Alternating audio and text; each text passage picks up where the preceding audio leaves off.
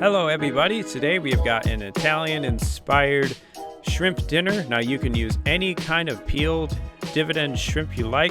We also have peppers, mushroom, diced tomato with spinach, and for our seasonings we have oregano steak seasoning. We also have garlic powder, parsley, and then we will be using minced garlic and butter and olive oil, as well as Parmesan at the end on this one. Alright, and for this one we decided to double up on the peppers, which wound up turning out pretty well. Then we hit it with the olive oil and then the garlic and butter. And on this one we decided to do oregano and parsley at the start. Now I've been using parsley a lot more lately, especially in combination with garlic. It's really good. So we're just going to give that a little stir and put the top on. We're going to let this cook for a little bit until I feel like it's ready to put in the mushrooms, just to make sure the peppers are done. That was a lot of peppers, so put in the mushrooms, stir it up a bit, and then maybe about 10 minutes later we just want to make sure everything's cooked enough to throw in those tomatoes. And we decided to use a bit more oregano right on them tomatoes. I think oregano is really good with tomatoes, so we're gonna do that. Then stir it up, close it, and then when it's nice and boiling like that, it should be about ready to add your shrimp.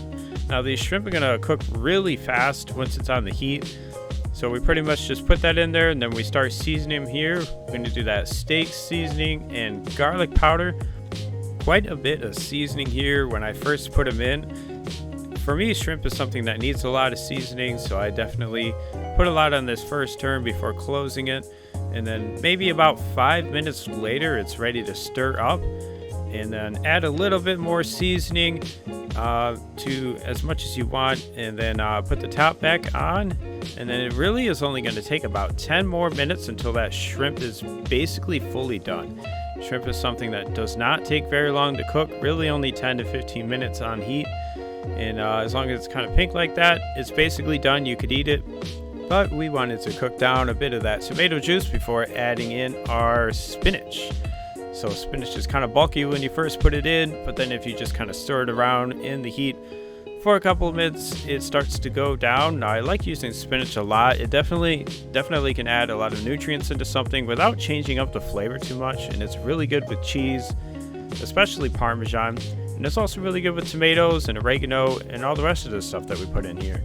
So yeah, we're pretty much done here. Gonna add in our Parmesan. We definitely use a lot of Parmesan, especially when using tomatoes. And yeah, this is one of my favorite things to make.